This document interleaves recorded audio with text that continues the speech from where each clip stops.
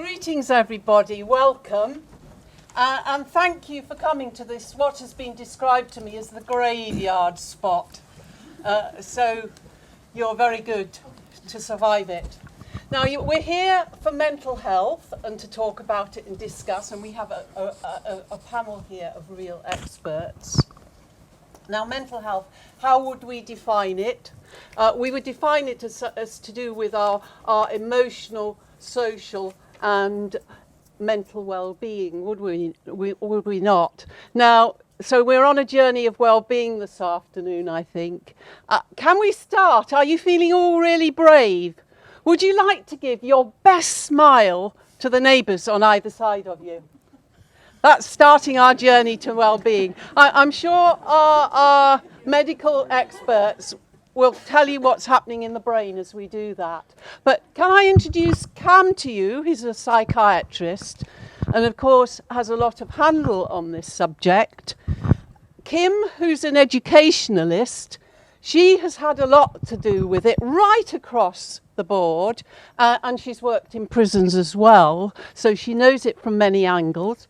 We've got Luke, who's a sports psychologist, and working in Cuba, I realised what an important role sports psychologists had in preventing mental health, medical and educational problems because of their big handle around the topics of motivation and performance. So they play a very big role in some countries, perhaps not, although Luke might disagree with me, perhaps not in England. And we have Natasha, who I'm sure you've all heard of because she's a popular author and activist in the area of mental health.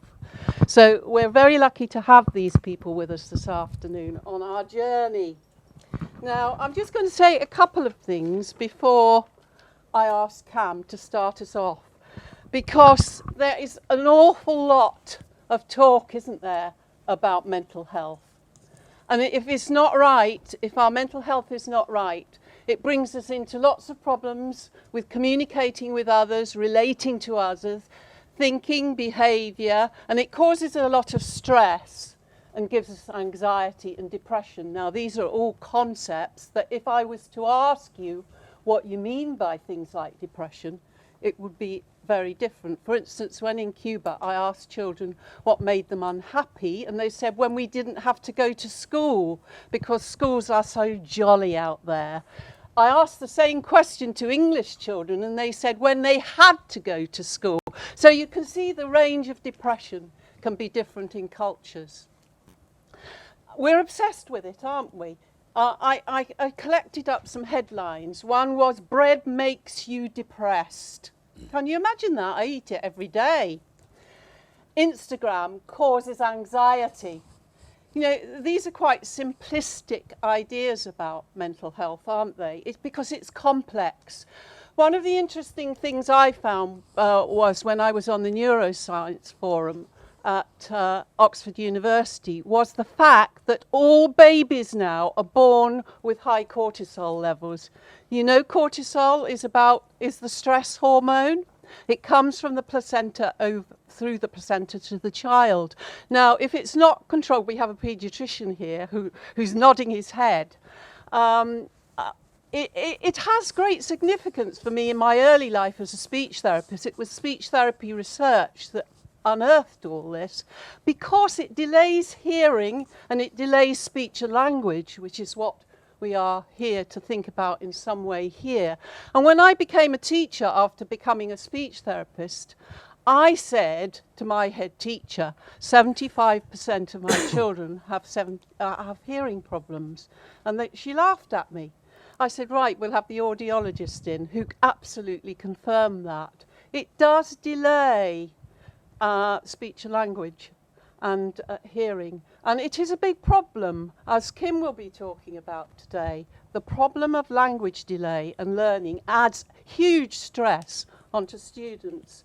And there's some really interesting things that you find now to help stress, aren't there? I laughed when I read that Burger King was producing unhappy meals. We all know about happy meals, don't we? But unhappy meals to help with people who have depression.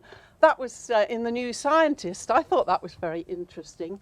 But of course, mental health is an interesting idea now, because I don't know whether you're aware, but after 2013, the Diagnostic Statistical Manual for Mental Disorders, it lowered the diagnostic threshold. So even if you have normal grief, if someone's ill or dying in your family and you feel very grieving about it, it's labelled as a depressive disorder. Same with children's tantrums. When I can remember, you know, dealing with children's tantrums a lot in primary school. That's called now disruptive mood dysregulation disorder. So my question is, have we suddenly brought into the category of mental health a lot of what is normal behaviour? Because behaviour or our lives are up and down all the time. That is something we have to accept. We have highs and lows. Are all the lows in life now being classified as mental disorders? And I will ask Cam to lead us off, because he is the medical expert amongst us.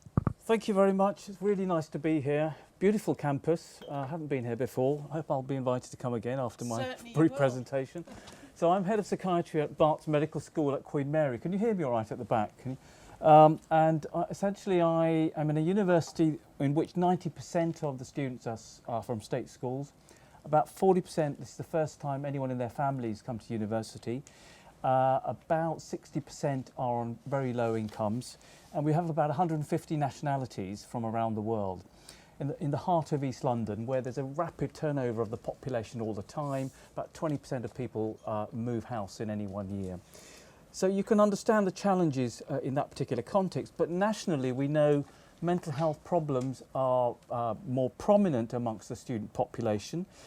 In 2015-16, there were 15,000 first-year students reporting a mental health problem, compared to 3,000 in 2006. 94% of higher education institutes are reporting more and more problems.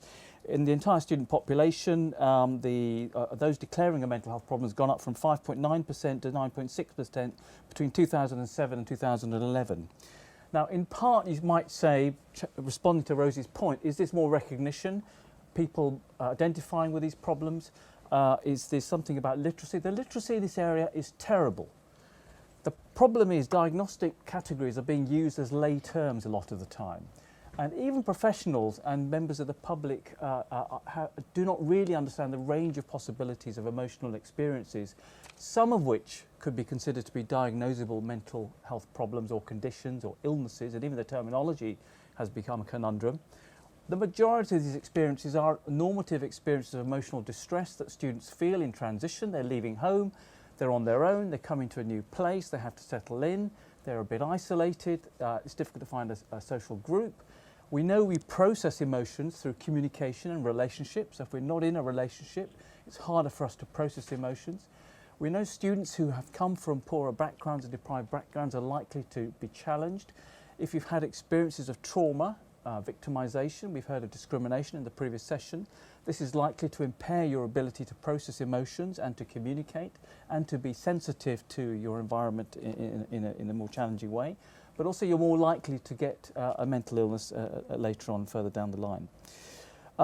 So the diagnosed conditions, if you've got a severe mental illness or depression, which is affecting your functioning, going to a well-being service alone or expecting a university to sort things out for you isn't going to really be effective. And there has been a problem that increasingly people are seeing universities as the point at which mental health care should be delivered to students. You need a specialist service, and that's another problem, getting access to specialist services, particularly if you're away from home, and specialist services are normally provided on the basis of where you're registered with your GP. It's a big problem. If you've got normative experiences of distress, because of the transitions, of course you need support. Social support is the most powerful protective factor there is that we have in mental health. Violence and victimisation are the most powerful risk factors we have in terms of mental health. So we have to weigh the two up somehow and improve the experience students have. There's no question also the commercialisation and scale-up of teaching means that the relationship between the teacher and the student is a poorer one in terms of quality. Increasingly, we're further away from students. We don't see them often enough. We are seeing hundreds of students at a time. We also, because of the commercial arrangements, are very careful. We don't give some students more than others because people complain. Or if there are students who need special help, we can't go out of our way a lot of the time to do the more that we would normally have done and given them special assistance. So there are real challenges. And then teachers and lecturers themselves, it's the same in the medical profession and the nursing profession, that the majority of people are themselves distressed and not functioning well. You're a poorer person to be able to care for someone if you're not functioning well. Particularly in psychiatry, where 40% of people are depersonalised, meaning they can't feel their emotions, and how can you possibly work with someone else where you're meant to be sensitive to their emotions? A similar situation, I think, arises in teaching and in lecturing and in academic institutions, which increasingly are harsh environments and toxic environments for people. So we have to address the structural issues as well as the interpersonal issues. But I think, like all the work in stress research, it's all about the relationship and whether we can maintain quality relationships with students, maintain the quality of what we're doing despite the economic pressures and the institutional pressures in a fierce economic climate. I'm not going to say anything more, but I'm sure there will be things that people will pick up and I can respond to in the conversations. Thanks, Cam. So now we've got Kim, who will give us her educational experience. Good afternoon. I'm going to try and rattle through some thoughts that I have, trying to condense them because I've got a lot to say and I know there isn't time to say it, so please ask questions at the end. I suppose the notion of well-being comes from two main avenues, feeling good about yourself and functioning well. And I think that's what Cam's talking about, and I'm sure that's what we're all going to talk about. And I think it's also really important to contextualise ourselves within the natural world that we're living in. So for children, they're spending a significant amount of their time in schools, that's their work, they have life and they have play. But in the educational environment, we have a significant role in enabling children to feel good about themselves. So I want us to think about that a little. What's happened to the feelings of happiness, contentment, enjoyment, curiosity, engagement? Is this today's view of schooling? For me, sometimes when I'm observing it, it isn't. And I wonder what's happened to the classroom to some extent.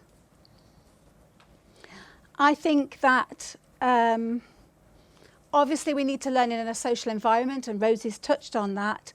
And we need to find ways for children every day to try to feel good about themselves. And I think sometimes the national curriculum has squeezed those sorts of ideas out because that's not something that's almost accessible and regulatory. So doing circle time is wonderful in the early years, but it seems like once you get to 5 or 6, that stops. Whereas the social communication, the relationship building, the relationship with all the staff in the classrooms is as important, however old you are. And I know when you come to learn with Rosie and I at the university, people say, oh, you're doing touchy-feely things when we're asking people to disclose things, to draw pictures about how they feel, to start to form relationships with each other, because we see each other on the doctoral programme twice a year at 2 study schools. So we want to make sure that we're relationship building because we're going to be speaking on phones to each other and on Skype.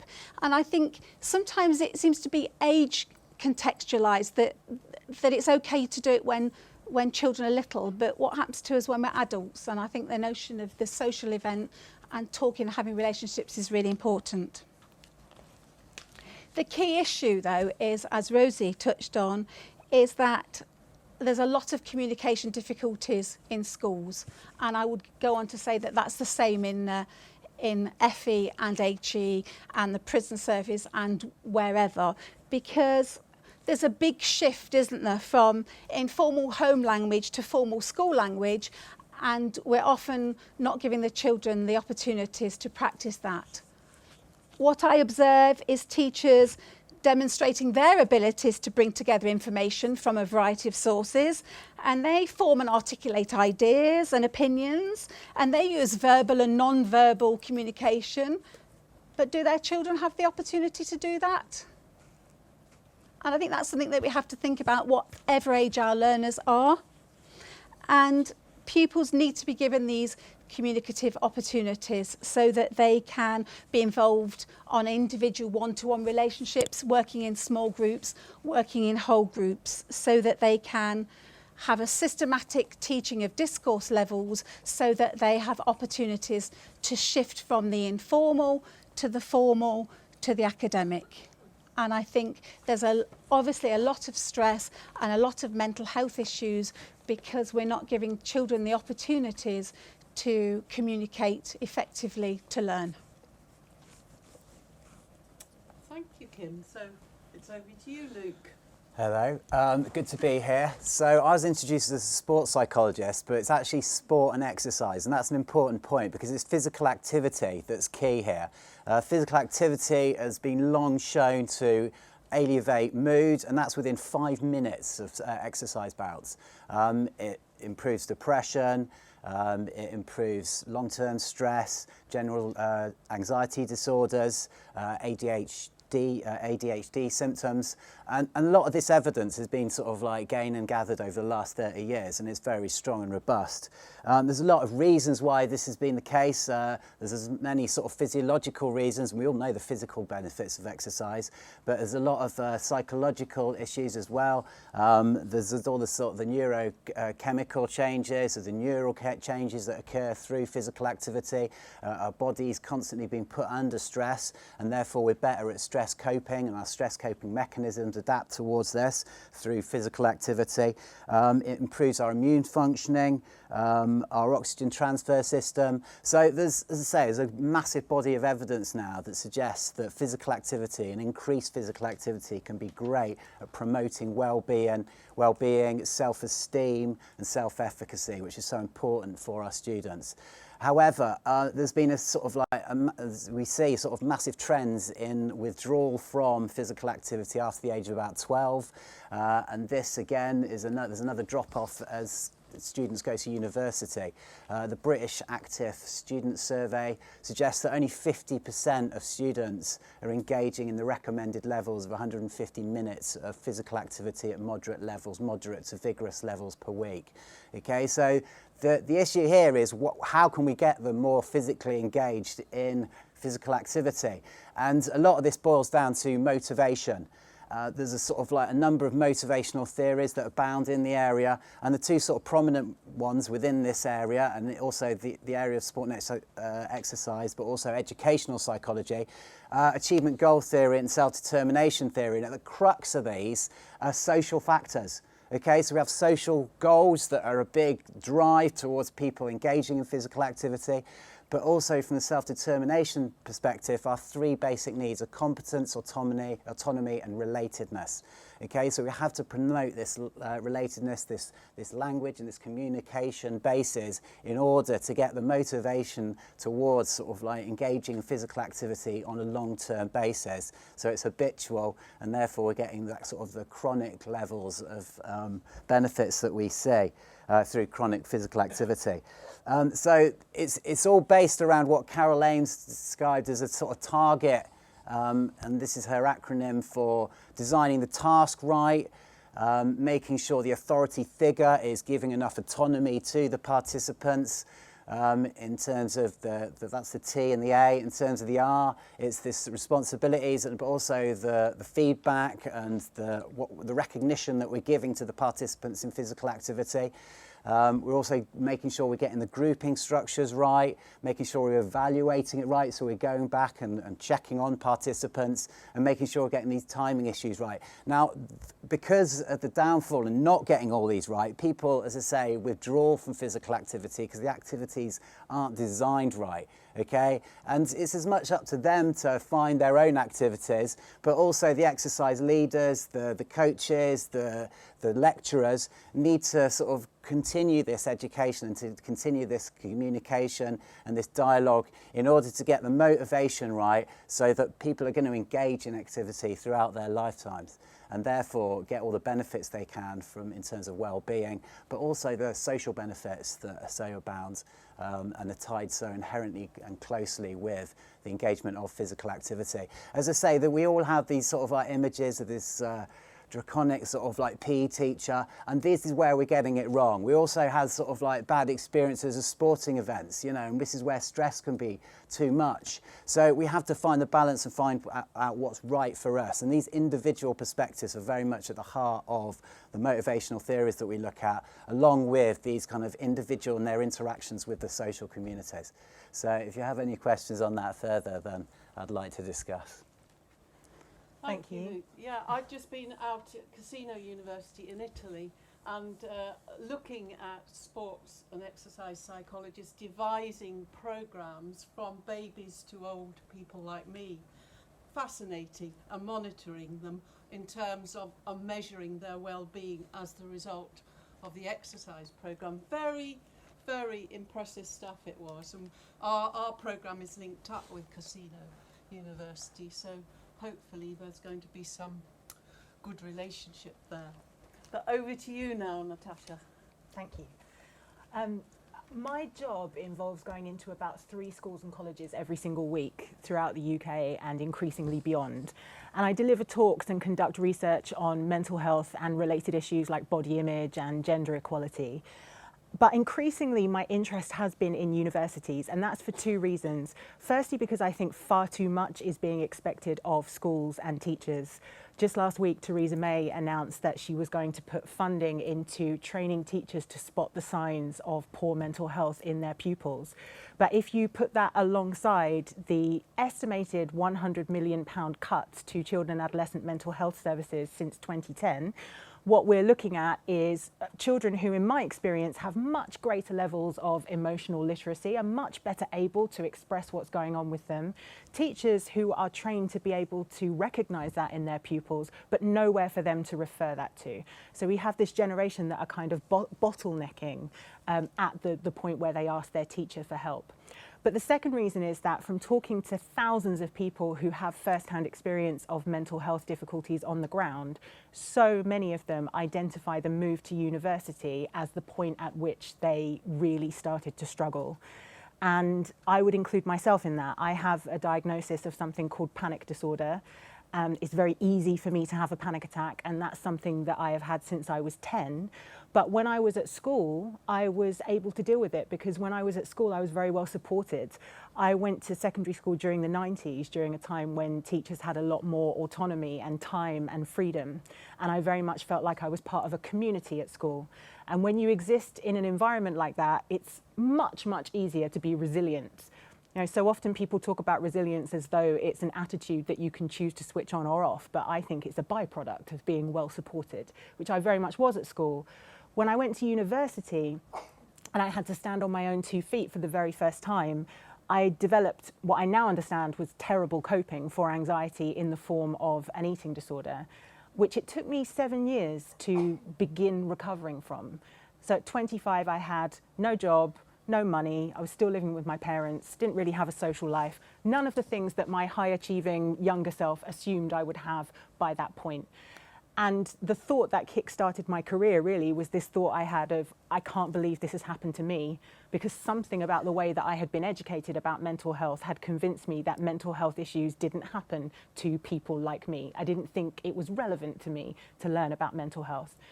So I guess my job is trying to universalize the mental health conversation and make people realize that we all have a brain and therefore we all have a status of mental health, and it's something that we can monitor and nurture in just the same way as we do our physical health. And in terms of university, you know, one of the experts that I work with is a psychologist that worked within the NHS for 30 years. And he talks about the 5 key human psychological needs, which are love, belonging, purpose, achievement, and to be heard and understood. And in terms of that, if you think about the barriers to achieving those 5 things at university, I think that's a really good starting point for better supporting university students. So a couple of things that I wanted to draw your attention to. Purpose and achievements. You know, going from being probably a big fish in a little pond to suddenly arriving at university and feeling really anonymous, and also that invisible network of support no longer being there. To give you a really simple example, if you don't turn up to class at school, a chain of consequence is set into action and people notice. If you don't turn up to a lecture at university, it's really easy to fly under the radar. Belonging. I actually do a lot of work with Aberystwyth University, which is where I went to university, and they talked to me about their accommodation. Now, when I was at Aberystwyth, I was on a corridor of 40 people, and we had 4 bathrooms between the 40 of us. Because I remember the first thing I bought actually with my student loan was a pair of flip-flops, because I thought there is no way I'm braving that bathroom in bare feet. And at the time I remember thinking, oh, you know, my standard of living is going down a notch. But what it absolutely encouraged us to do was to socialise with each other, because we had to. We had to come out into the corridor to make toast and have a shower and all the things that you do on a day-to-day basis. What Aberystwyth had done is they'd built some shiny new accommodation, but they'd given everyone an ensuite bathroom. And what they found was that it increased isolation. People were just staying in their bedrooms. So they then changed the way that the next block was built. And that's just a really simple example. And then being heard and understood. In terms of a young person who might be struggling with their mental health, if you think about the fact that you've got your GP at home, who's your point of contact there, and then you've probably got another GP at university, and quite often those 2 GPs won't really communicate with each other, so you might be getting 2 completely different sets of advice or notes that haven't been shared, and your situation won't necessarily be understood in the same way by both of those teams. But what we also find is that at the age of 17, lots of people drop off the radar, and that's because I think the average onset age for all the most common mental illnesses is 14. So if you imagine you start engaging with CAMHS at the age of 14, you've had 3 or 4 years then to get really comfortable with whatever team is looking after you. And then suddenly at 18, it's deemed that you've become an adult and it's the adult services that deal with you now. And bearing in mind all the other things that are going on at that time in your life with university, with the changes in your academic life and your home life and all the rest of it, that's another transition that you have to deal with. And lots of people just stop engaging with services at that point. So one of the focuses of my campaigning over the next couple of years is going to be trying to get a specialist service for 16 to 25-year-olds so that you are looked after within that transition period. And I think that makes sense not only from the point of view of keeping people in services who need it, but also from the point of view that your brain doesn't finish growing until you're 25. So that's your brain adulthood, essentially. So it makes sense that we would have a specialist service for people at that age. So those are just a few of the things, a few of my thoughts on students and university mental health, and obviously very happy to accept any questions you've got. Thank you, Natasha. It's lovely to have a real personal story over it, because you are the expert in knowing what the consequences are. All of us have said something about communication and relationships, I've noted, because that was on our requirements. Something I'd like to throw out, particularly for Cam to talk about, because we are interested, aren't we, in why that stress and anxiety and depression seem to be more common amongst us today. And there are 2 contrasting views about this. One is chemical imbalance, and I mentioned that with cortisol being high in young babies. And interesting research recently from University College showed that cortisol can be lowered with children who are looked after before school by their grandparents rather than in nurseries. I don't know whether you've come across that research, but that was an interesting piece of research. It just showed that there are environmental circumstances that will lower our body chemistry, but of course there is another body of medical opinion saying that the problem with depression and anxiety is the immune system overaction, and what it does is cause inflammation that then means that the neurons die and we are thrown into depression. I don't know whether you've got any view about that, because it does become a bit confusing all the different views. Well, they're all true. That's the challenge. They're all Yeah. true. Yeah. Yeah. So, Combination. as Natasha said, half of adults who have mental illness will begin to express, so I'm talking about illness here rather than normative states of dysphoria, will begin to express symptoms by the time they're 14 and about 80% by the time they're 24, exactly at the time the transition is being made. We know there's a marked intergenerational transmission of risk factors. Holocaust victims, an extreme example, 3 generations down the line, are still showing high inflammatory markers. We know inflammation is linked to mental illness. There's some people looking at that as an explanation even for schizophrenia and psychosis, but certainly for depression, we know there's quite a lot of evidence to show that's the case. But we also know that there are a lot of social risk factors, and I guess they're the more modifiable risk factors in our environment. The relationship, the buildings we live in, the space, the green space that we have, physical activity, fresh air. There's a whole range of possible influences on our everyday life that can change the way our biochemistry works, the levels of inflammation, etc., etc. People with severe mental illness die 15 to 20 years before they should die compared to those without severe mental illness.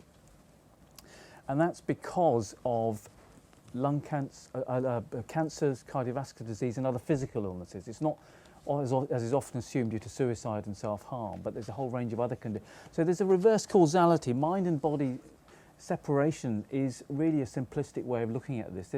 The brain cytoarchitecture is determined by the environmental input in the baby's brain. When they awaken or are able to see, if they're deprived of that sensory environment, their brain develops differently. They will be sensitive to different sorts of information. And that carries on throughout life. Increasingly, we're seeing that neuroplasticity is something that we have as a property, which is an amazing property of the brain. And you can change brain functioning and brain structures over time. Even some studies tentatively showing that psychotherapies and meditation and mindfulness can change brain functioning and brain structures over time. So I think it's a complex interplay. And the challenge for us is what can be changed? Because there's such a great demand, because there's not enough services, because people feel still stigmatised, there's an emphasis now on self-care and self-management, and that's where understanding emotions, overcoming stigma, learning to manage your emotional dysregulation, getting into good friendships, avoiding too much alcohol and drug use, physical activity, all of that becomes much more powerful, particularly given that these processes will have started years before you actually manifest symptoms and recognise yourself to have an illness. That's the Iceland good living policy, isn't it, that they've introduced in schools? Yeah. Now, I'm sure there's lots of burning questions. If you have a question as a result of all these different ideas thrown at you, yes? I just have to stop. We need to use the microphone for any questions we've got it on record. You'll probably have to shout because that isn't actually making It's just for the recording. the voice louder. It's just for the recording. Thanks for that warning. I agree with everything I've heard. Can you stand up? Can I We'll stand probably up? Throw Am I your just a voice head better. back? It's really difficult, the acoustics. All right, can you hear me? Thank you. Okay. If you say who you are. Oh, and, sorry. Yeah, Karen Hardacre, Mobile Free Me. I think, as the name suggests, you know what's going to be coming. Nobody's actually mentioned the pressures on social media that have come into this. And I know it's very, you mentioned, Kim, playtime, rest time. Are our kids getting, and when I say kids, I mean young adults, are they getting enough time and the opportunity for that downtime? And really, it hasn't been mentioned, so I'm bringing it into the room because nobody's mentioned it. Yeah. I've lived without a mobile phone for 18 months, and the difference in my body is unbelievable. The stress levels are down. I'm happy, and I sleep really well. There's lots of things. I mean, I'm a social experiment, and I know it works. That's a massively What are your good comments? point. Thank you for that. Yeah, Yeah, I was going to mention, I've talked about physical activity, but they're kind of like the opposite end of the research looks at sedentary behaviour and exactly that, screen time. And there's been a lot of research that's collated all of, like, not only physical activity, but the sedentary activity. And of course, the more sedentary behaviour there is, then the higher the incidence of mental health problems. And again, that's quite a strong finding. So, you say downtime, but it's not really downtime when they're on their social media, and this can be very. Downtime for me is without the mobile phone. Yeah. Okay. So right. So I misinterpreted that.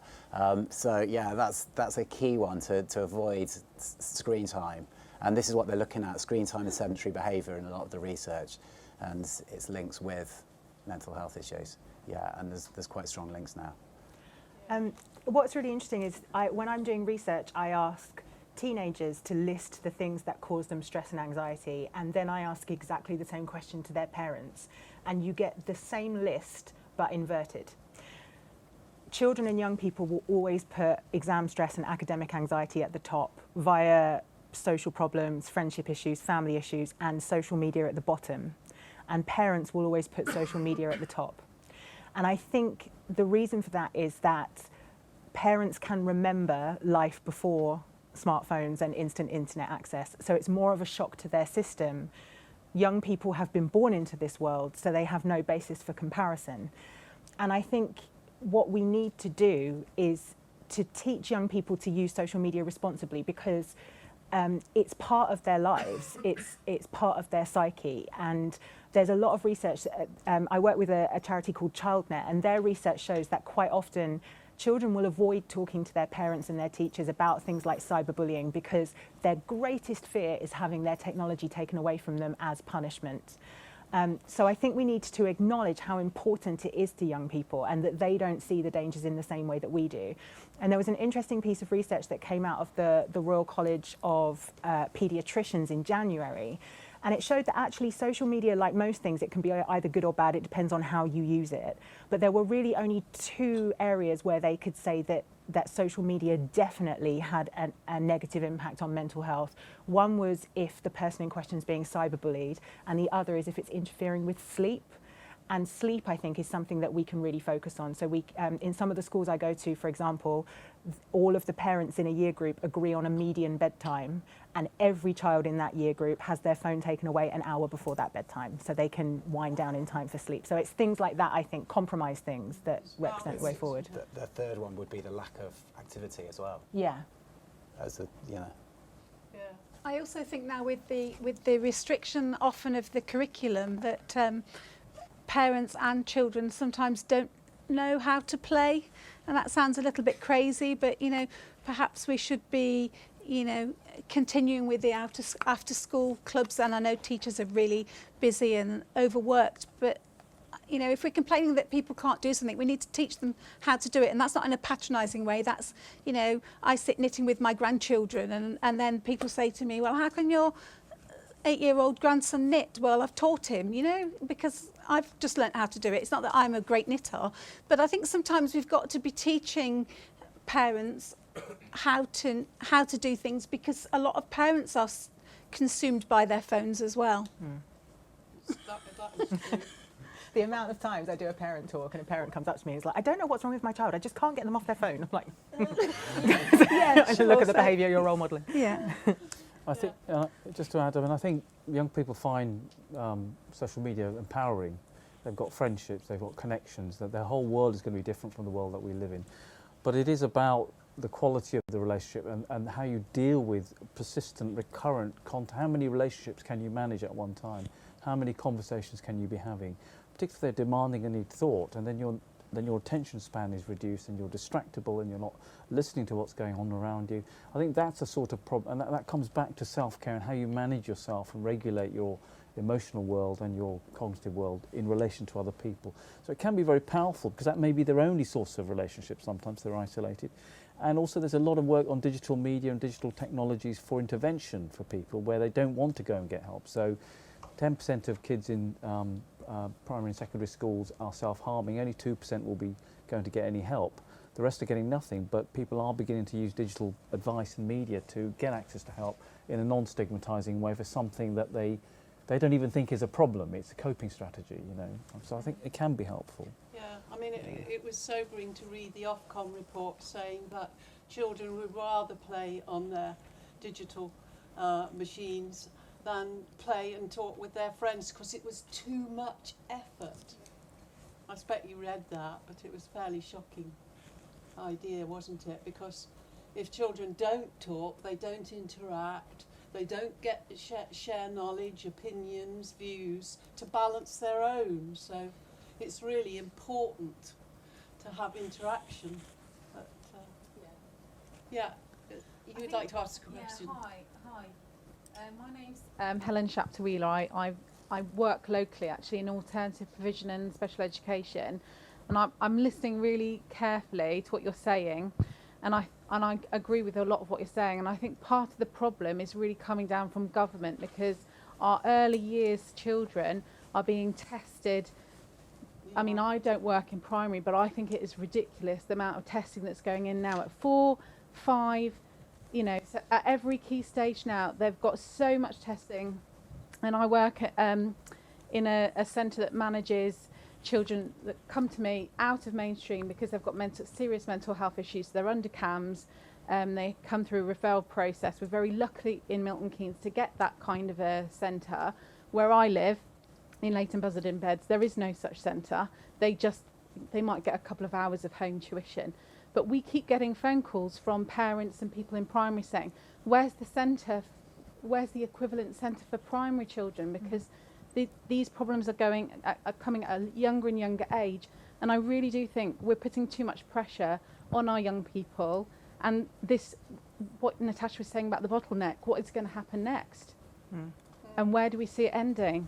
Yes, you're right. But I mean, people like me have lobbied the government for years about that issue. I mean, it's ridiculous to say it increases performance, because I've worked a lot in Japan where they don't have any exams. Of course, a fierce exam for university, but none in school. The kids are so happy and free in the area that I worked at. You know, there's no rigorous curriculum programme at all. And I mean, I know it varies across Japan, but certainly in the area that I work, mid-Japan, the children's performance, because at Leicester University, we measured it, didn't we? Kim was involved with all this, and they were at every age 4 years ahead of ours in skills. Yeah. It's time, I think, isn't it? I'd just like to ask what part of Japan that you were teaching. Just for context. We're based in Nara. Kyoto and Osaka were the areas that we're working with. Sorry. I know it's not like that in Tokyo. I know that's not like anywhere, because it's a national curriculum, and if you look at statistics for students in Japan with mental health, they're committing suicide. They have incredible stress, far more stress than in many places in the world, in the West. No, it's interesting you say that, because I did look at all those statistics and found they weren't as big as the United States and Britain at the time. So we have like similar levels of social retreat that we have in the West as in Japan, hikikomori, that kind of thing. Well, I'm sorry, it just doesn't seem to stand up to reality. Perspective. Actually, it's very interesting what you say, because one of our big conferences was at the Japanese Centre in Oxford, and the professor there was really arguing against just saying what you were. Yeah. Well, I'm sure you were at that conference, weren't you, Kim? Yeah. There was this big argument going, because our professor at Nara was having a very different view of Japanese education than what the level professor were you teaching at Oxford. Yeah. What level were you teaching at in Japan? Primary and secondary. Yeah. How high into secondary? Sorry? How high into secondary? Well, I didn't teach children above 14. Right. Okay. Thank you And very it much. may be different later on. I agree with you there. But I mean, your experience has been different to mine. But a number of us were over there for 6 years. Intermittently, we had lots of Japanese teachers back at Leicester, and it was a good experience. Can I just answer? It's not really an answer to your question. It's just a point that I think is often missed. So I was the government's mental health champion, briefly, you might know this, for 9 months, and they fired me, and for criticising testing policy for exactly the reason that you say. So I was there when this new testing was being introduced, and I know how it happened. It's because they took this idea that stress is good for children and improves academic performance and just ran with it, not acknowledging that there's a point of diminishing returns. So a little bit of stress can actually improve your academic performance, but consistent injections of cortisol actually shrink your memory banks, interfere with your ability to recall information, to problem solve, to think creatively, all the things you want to do at school. So it was a misunderstanding of the science, and I think talking to the wrong experts that made them think that that was a good idea as a policy. And there's a really great academic called Dr. Thomas Curran who's just done a TED talk on perfectionism. What he's found is the higher you score on a perfectionism test, the more vulnerable you are to poor mental health, and that perfectionism is off the charts in today's young people through a combination of existing in a kind of uber capitalist structure, but also because of the way that they're tested from such a young age. Yeah, it's an interesting talk, that, isn't it? If you listen to it, because it suggests we should be going for a good enough performance, not a perfect performance, and there's a lot of good ideas in that. Yes. I'm a head teacher in a large secondary school in Milton Keynes, and I find myself agreeing with all of the panel, especially Natasha, apart from Kim. We run 60 clubs in schools before and after school lunchtimes, and students are completely engaged in those. My sleepless nights are around, if I put it crudely, separating the wheat from the chaff, and it's around language. It's around separating the students that feel sad and the students that feel a bit down from those students that are starting to exhibit real mental health problems. And I don't want to be a head teacher in a school where we're simply overloaded, and the teachers are brilliant. You know, they work super hard. The referral systems that we've got in place, a colleague of mine mentioned that they're there, but they're overburdened and they can't cope with the level of demand. And the thing that scares me is we're going to miss somebody, because there is a use of a language that you started off with actually in the talk, which is just an imprecise use of language around how people feel. And asking the panel, how do we reset the language around this issue so that we can really focus on the people that really need it? Not that the others don't, but they need a different level of intervention. I'm glad you asked that question, because it gives me an opportunity to mention my book. I wrote a book because English has the smallest emotional vocabulary of any developed nation. So the problem is that we're very vague in the way that we describe our emotions when you compare to, like Germany, for example. They've got words like Schadenfreude, really specific. And the problem is that you find then people start to misuse clinical terms. So you hear people say things like, I'm a little bit OCD, or I just had a total panic attack because I thought I lost my keys and then I found them. And that does then make it difficult to work out what is in front of you. I think there's two things. I think, first of all, the people who are surrounding that child need more time to ascertain how they're using that word, because that involves a conversation, asking them things like, how long have you felt like this? Can you rate it from 1 to 10? Can you feel it anywhere in your body? But I also think that we need to sometimes think outside of words and acknowledge that language can be an inadequate tool. And in some of the schools that I go into, they have emojis on the wall. Everything from ecstatically happy down to really miserable, and they give every pupil a post-it, and as they walk in they have to put the post-it next to the emoji that best sums up their mood.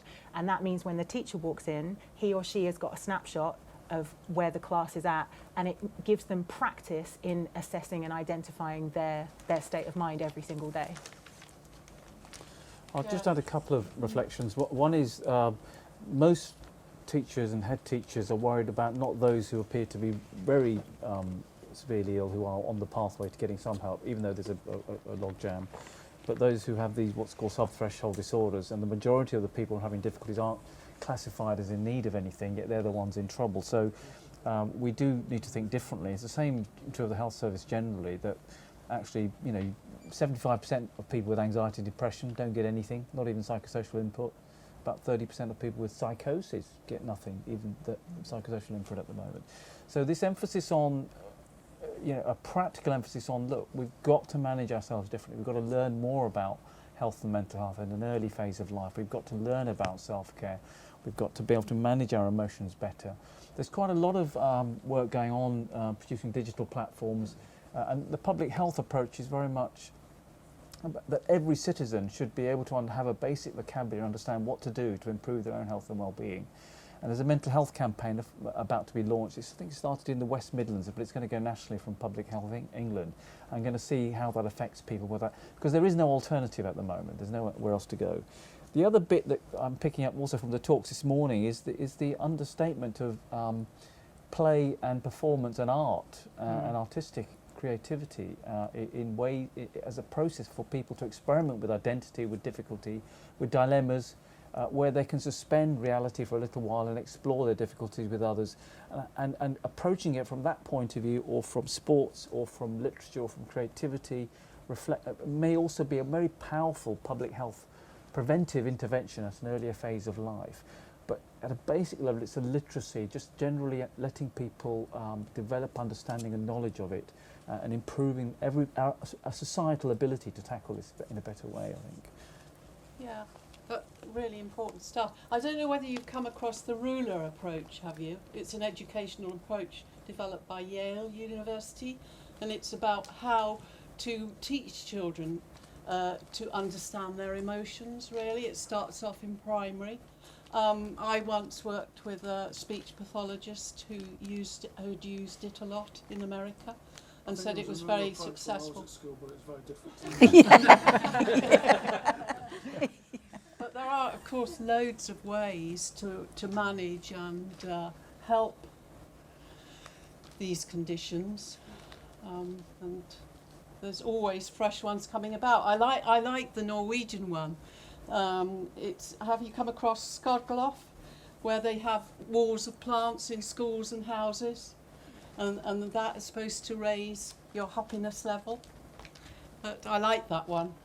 Appealed to me. And of course in Japan, you will know about the forest walks in Japan, very popular. The forest walks in Japan. It's a very popular activity to help mental health. But I mean, just to pick all this up, you see, the problem is we've got structural and systemic problems in the way we're thinking about mental health. The literacy levels are poor amongst the leadership who are making decisions. Even if they're intended to be good decisions, like schools maybe should take a lead, the way they're implemented is thoughtless, as in teachers have to do more. So I think schools themselves as institutions, I was talking to someone yesterday about terrorism and the lack of political, emotional intelligence amongst the leadership making decisions about that as well. And again, it's been imposed on schools and education institutes to identify people who may be at risk of terrorism at some point. You know, it's bonkers. It doesn't work that way. There's no predictive instrument. There's no science that will support it.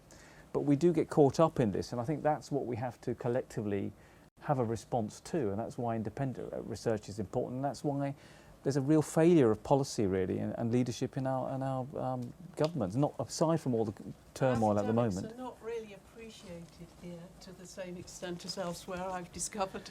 They're a problem because they speak the truth. It's not uncommon for government advisors to get fired. It happens all the time because they say the truth. Well, the policy is created, and then the advisor who agrees with that policy is found, which is the wrong way around. So essentially, you're a civil servant, and if you don't like being a civil servant, you have problems. I mean, civil servants also learn a vocabulary to survive whilst they do the job.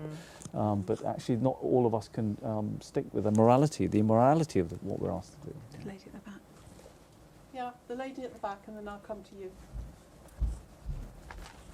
We've got 5 minutes. 5 minutes. I'm going to be uncharacteristic here as a teacher and say that I think that I'd like to do more, because as a designated safeguarding lead in secondary school, one of the things that concerns me hugely is what Natasha was talking about, the gap between child and adult provision. If someone comes from primary school to secondary school, we get their safeguarding file, we know all about it. If someone transfers during secondary school, we get their safeguarding file, or we send their file to the school they're moving to.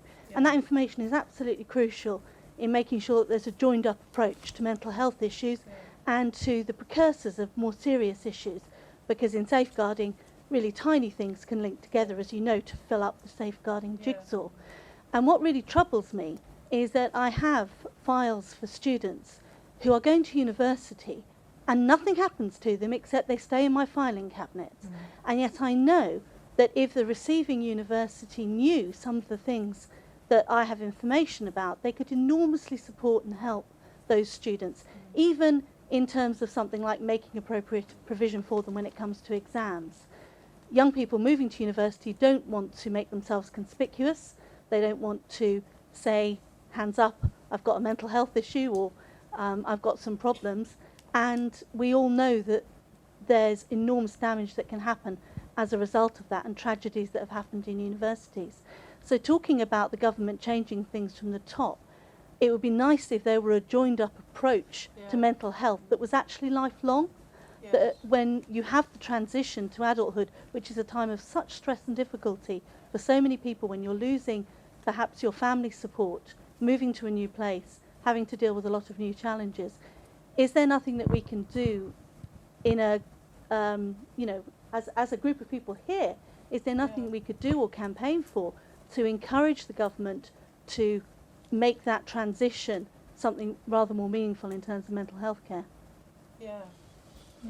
Anybody want to comment? I think that's a brilliant question, because that transition is really problematic. And I think if young people are asked, do you want some help with the transition, they may initially say no, but ultimately say yes when they are having problems.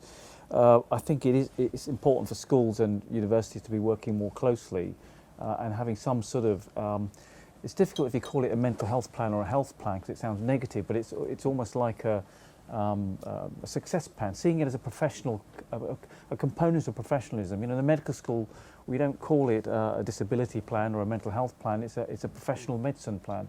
As in, if you can't manage yourself, you're not going to function as a doctor. You're never going to qualify, and you can't look after other people. So you've got to learn to manage yourself. So if we can couch it in those terms, and I'm serious that if this is an annual sort of event, that there's no reason why this can't be a forum in which schools and universities can come together to encourage that sort of activity. And also the transition then between not just CAM services, but from secondary school to universities, which is exactly the point at which CAM services stop seeing you and adult services want to see you. And the thresholds are completely different. The levels of support are completely different. So you think you're supported, you think you've had your therapy, you think you're just about, and suddenly everything disappears when you go to an adult service. It's a really important point. Yeah. We'll go on to our last question now because we've only got 3 minutes. Yeah. Yes, over to you. It was you who asked. I did have a question, but this lady had a much longer than I did. So, you want to start? No, or someone. I'll just say really quickly, because I've got a microphone. Nick Hillman from Epi. I thought what Natasha said about student accommodation was so important, and I've never heard anyone say it before. Yeah. And it's so important, the students, because when I go into schools, people tell me they're looking for the nicest student accommodation they can afford, not the one with the best social areas. And I'd love to know from you, Natasha, what response you get from sixth formers when you tell them, forget about the ensuite, think about because they don't have ensuites at home. I have no idea why they expect to get them when they go to university. But they're paying a lot for it. Absolutely, and the parents need that message as well. I know. I don't know if there's time for this. This is our last question. Just a quick question about HE. I do worry that we have freedom in HE to do the curriculum we want. How do our exams cause stress? So should we have on the tick box in our course design, is this going to impact poorly on the student's mental health? That's the question. Yeah, I mean, I think our problem is that it's one size fits all in terms of our examination. So that students who write well can do well, but others can't. Of types of assessment. Exactly. And I've just been in Italy. There are very, very few written exams there. It's all oral. But anyone the from children Italy are want to really disagree with that? No? Okay. Okay. The children are really schooled very early to be articulate. Let's face it, it's the land of Socrates, Aristotle. Learn through talk, so they really understand that notion. I think that's really important and it's really practical. I think if there's a real commitment to this, every curriculum should have a component of how you manage emotions, how you manage communications, relationships. These skills are assumed often, and children in difficulty struggle with those. And we know that educational problems lead to mental health problems and vice versa. And we know that improving the mental health of our young people now and society in general is not just a health issue, it's an economic issue, it's a success issue, and we need to be seeing it differently, not just a sort of a siloed activity around health services. So somehow we need to join that up, but it's practical to say that every course in every institution should have some component of mental health and well-being. But managed by people who, managed appropriately, not sort of cascaded and scaled up as an e-learning 5-minute module, which isn't going to work. I'm really glad that the question was asked about what do students say, because I'm doing some work with a charity called Student Minds, who are at the moment focused on that transition process from sixth form or college to university. But I went to a conference in Jersey, and sixth formers were asked, if you could make any change to your school that would have improved your mental health, what would you do? And I thought, I wonder what they're going to come up with, because you asked me that question, I'm redesigning the curriculum. And they said things like, we would really like a punch bag and a school dog, or a room where we can write on the walls, or we want cards where we can say we need 5 minutes to go to a chill out zone. Really easily implementable things, and I think it's really important that we have the voice of young people in there, because sometimes they give you things that, I think if you're looking at it globally, it's a very complex issue, but sometimes they give you things where you go, well, we could do that easily. Well, thank you very much, everybody, from the audience for your brilliant questions, and from the panel as well.